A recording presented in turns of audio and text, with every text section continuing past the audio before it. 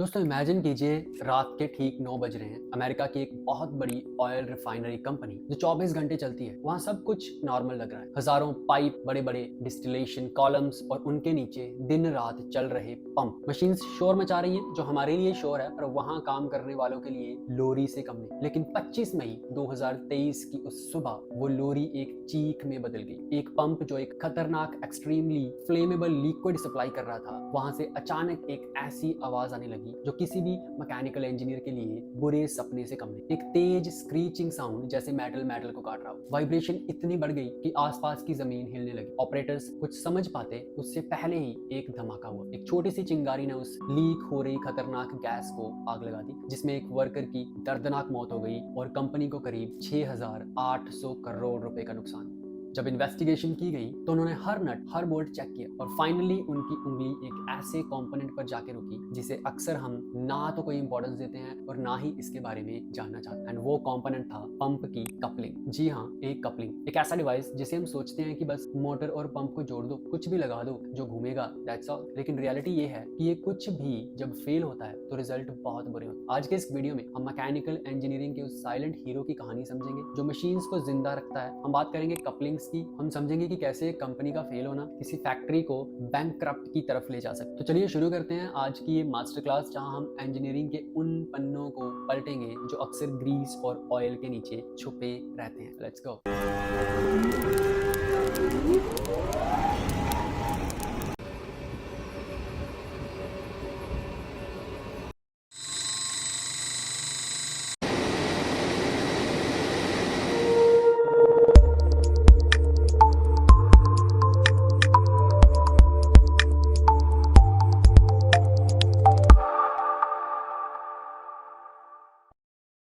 सबसे पहले सवाल ये उठता है कि आखिर कपलिंग है क्या। अगर मैं बिल्कुल सिंपल शब्दों में एक देसी एनालॉजी के साथ कहूँ तो कपलिंग एक तरह की जॉइंट फैमिली है। सोचिए, एक तरफ ड्राइवर है जो मेन मुखिया है, जैसे कि मोटर, इंजन या फिर टरबाइन, जो पावर जनरेट करता है, जो कमाता है, जो फैमिली का अर्निंग मेंबर है। और दूसरी तरफ है ड्रिवन, यानी खर्च करने वाला, जैसे पंप, गियरबॉक्स, कंप्रेसर या फिर जनरेटर, जिसे वो पावर चाहिए काम करने के लिए। इन दोनों को जोड़ना बहुत जरूरी है। अब आप कहोगे सर डायरेक्ट वेल्डिंग क्यों नहीं करते? थ्योरेटिकली फिजिकली एक शाफ्ट लो, उसको लंबा करो और मोटर से पंप तक डायरेक्ट पहुंचा दो और वहां पे वेल्ड कर दो। थ्योरेटिकली फिजिक्स में ये सुनने में अच्छा लगता है, लेकिन रियल वर्ल्ड में ये तबाही हो जाएगी। क्यों? क्योंकि दुनिया परफेक्ट नहीं है। जब आप दो अलग अलग मशीन्स को एक साथ लाते हैं तो वो कभी भी परफेक्टली अलाइन नहीं होता। थोड़ा सा ऊपर नीचे, थोड़ा सा टेढ़ा मेढ़ा हमेशा होता रहता है। अगर आपने उन्हें रिजिड वेल्डिंग से जोड़ दिया तो जैसे ही मोटर घूमेगी वो पंप की शाफ्ट को तोड़ देगी। यहाँ एंट्री होती है कपलिंग की। कपलिंग वो डिवाइस है जो कहता है मैं तुम दोनों को जोड़ूंगा, घुमाने की ताकत भी दूंगा, लेकिन अगर तुम दोनों थोड़ा अलग अलग डायरेक्शन में भागने की कोशिश करोगे तो मैं उस गुस्से को, उस वाइब्रेशन को एब्जॉर्ब कर लूंगा और टूटूंगा नहीं। यानी कि तुम्हें थोड़ा बहुत ऊपर जाने की इजाजत है। लेकिन दोस्तों ये इतना सिंपल नहीं है। इंडस्ट्री में कपलिंग्स के फेलियर रेट बताते हैं कि हम इस डिवाइस को कितना अंडर एस्टिमेट करते हैं।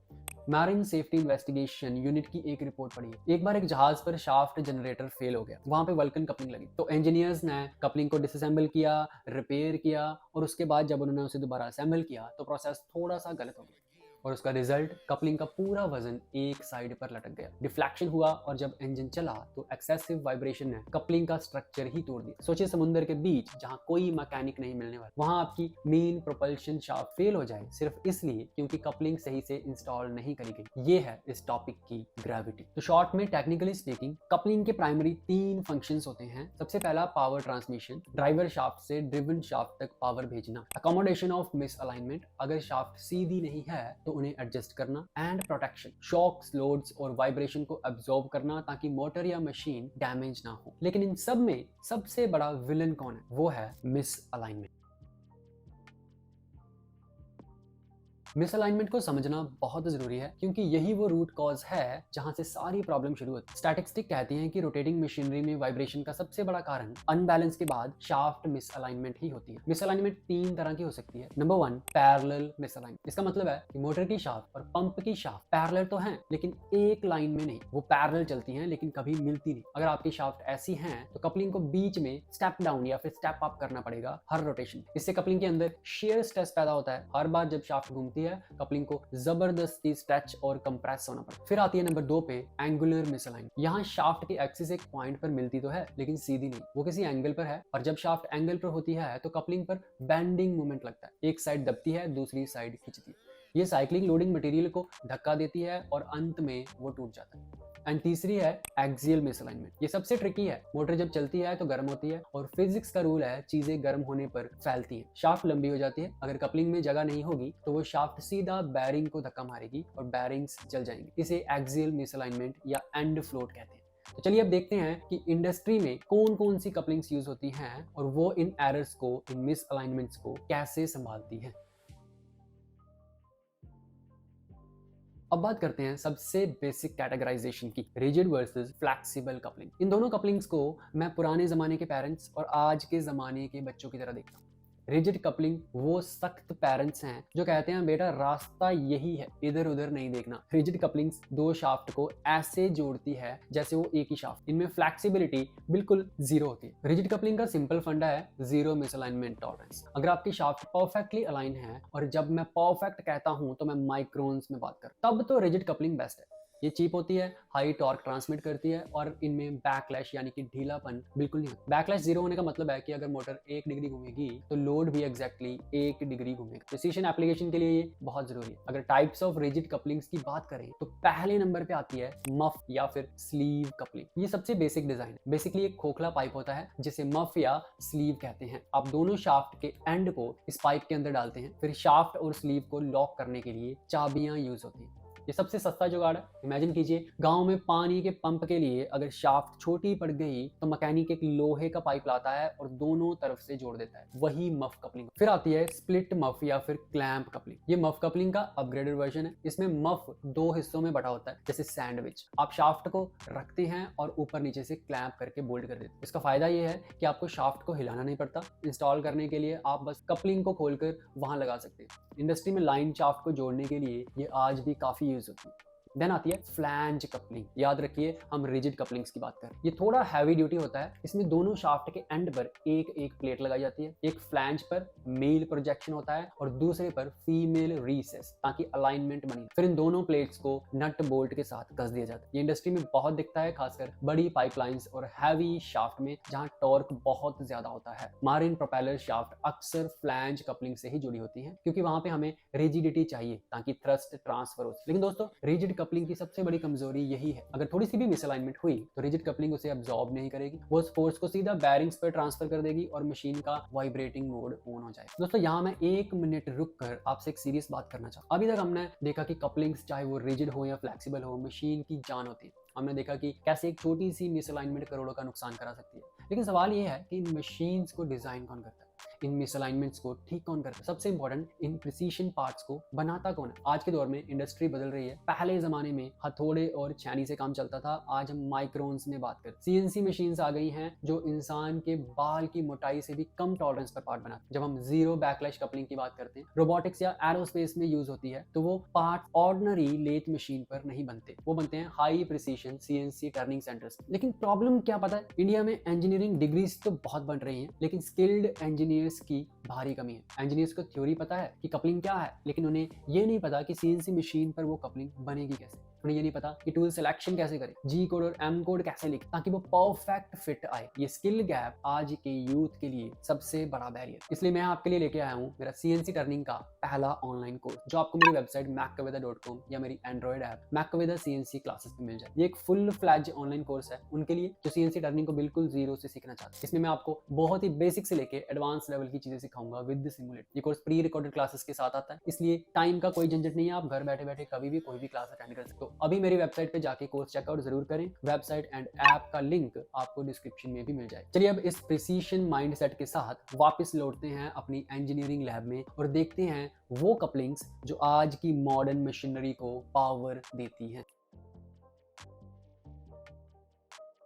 जैसा मैंने कहा, दुनिया परफेक्ट नहीं है। रियल वर्ल्ड में हमेशा थोड़ी मिसअलाइनमेंट, थोड़ा थर्मल एक्सपेंशन, थोड़ी सी वाइब्रेशन होती ही है। यहाँ एंट्री होती है फ्लेक्सिबल कपलिंग। ये वो मॉडर्न बच्चे हैं जो कहते हैं कोई बात नहीं यार, थोड़ा एडजस्ट कर। फ्लेक्सिबल कपलिंग टॉर्क तो ट्रांसमिट करती है, लेकिन साथ ही साथ वो पैरेलल, एंगुलर और एक्सियल मिसअलाइनमेंट को भी बर्दाश्त कर। फ्लेक्सिबल कपलिंग की दुनिया बहुत बड़ी है, लेकिन सबसे पहले हम बात करेंगे उस कपलिंग की जो आपको हर फैक्ट्री या हर वर्कशॉप में मिलेगी। तो सबसे पहले आती है जॉ कपलिंग। दोस्तों, अगर आपने कभी कोई छोटी मोटर खोली है तो आपने देखा होगा कि मोटर की शाफ्ट पर एक मेटल का हब है जिसमें 3 से 4 दांत बने होते हैं। सामने वाली शाफ्ट पर भी वैसा ही हब है और इन दोनों के बीच में एक तारे जैसा रबड़ का टुकड़ा फंसा हुआ है। उस रबड़ के टुकड़े को हम स्पाइडर कहते हैं। और ये छोटा सा टुकड़ा इंजीनियरिंग का एक master class design. Metal jaws एक दूसरे को टच नहीं करते, वो सिर्फ रबड़ स्पाइडर को पुश करते। जब मोटर घूमती है तो मेटल जो रबड़ को दबाते हैं और रबड़ आगे वाले मेटल जॉ को धक्का मारता है। इसका फायदा क्या है? सबसे पहले शॉक एब्जॉर्ब। अगर मोटर झटका मारती है तो रबड़ उस झटके को पी जाती है। दूसरा है मिसअलाइनमेंट। अगर शाफ्ट थोड़ी टेढ़ी मेढ़ी है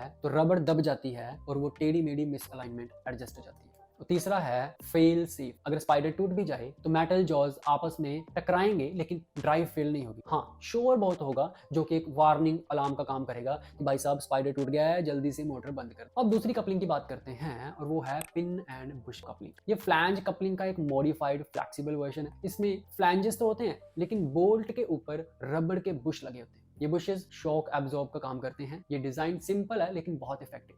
ये पिन्स रबड़ बुशेस में फ्लोट करती हैं जो वाइब्रेशन को मेटल फ्लैंजेस तक पहुंचने से रोकती हैं। ये इलेक्ट्रिक मोटर और पंप को जोड़ने के लिए इंडिया में बहुत कॉमन यूज होती है। देन नंबर 3 पे आती है टायर कपलिंग्स। इमेजिन कीजिए 2 हब के बीच में एक गाड़ी का टायर लगा हुआ है। टायर कपलिंग वैसा ही होता है लगभग। इसमें एक रबड़ का टॉरस यानी कि टायर जैसा शेप होता है।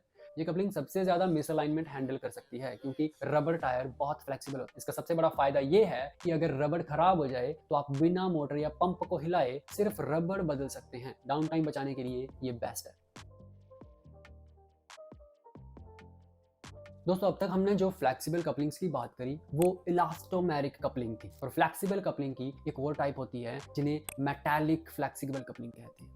रबड़ कपलिंग्स अच्छी हैं लेकिन उनकी एक लिमिट है। अगर टॉर्क बहुत ज्यादा हो जैसे किसी स्टील मिल में या फिर बड़े कन्वेयर बेल्ट में तो रबड़ फट जाएगा। ऐसी सिचुएशन के लिए हमें चाहिए मेटालिक फ्लेक्सिबल कपलिंग्स, जिसमें सबसे पहले आती है gear coupling. Gear coupling mechanical engineering का हल्क है। गियर कपलिंग मैकेनिकल इंजीनियरिंग का हल्क है। इसमें रबड़ नहीं होता, इसमें मेटल के गियर होते। शाफ्ट पर एक हब होता है जिस पर बाहर की तरफ गियर टीथ कटे होते हैं और इसके ऊपर एक स्लीव होती है जिस पर अंदर की तरफ टीथ होते हैं। ये दोनों मैश करते हैं। गियर कपलिंग बहुत हाई टॉर्क ट्रांसमिट कर सकती है क्योंकि मेटल टू मेटल कांटेक्ट होता है। लेकिन मेटल टू मेटल का मतलब है फ्रिक्शन, इसलिए गियर कपलिंग को जिंदा रखने के लिए ल्यूब्रिकेशन की जरूरत होती है। अगर ग्रीस सूख गया तो ये कपलिंग कुछ ही घंटों में डिस्ट्रॉय हो जाएगी, इसलिए गियर कपलिंग्स को रेगुलर मेंटेनेंस चाहिए। देन आती है ग्रिड कपलिंग। ये गियर और जॉ कपलिंग का हाइब्रिड कॉम्बिनेशन। इसमें 2 हब होते हैं जिनमें स्लॉट कटे होते हैं। इन स्लॉट्स के बीच में एक स्टील की स्प्रिंग फंसाई जाती है। ये स्प्रिंग स्नेक की तरह होती है। जब लोड आता है तो स्प्रिंग फ्लेक्स करती है और शॉक एब्जॉर्ब करती है। ये बहुत टफ होती हैं और माइनिंग इंडस्ट्री में बहुत यूज होती है। देन आती हैं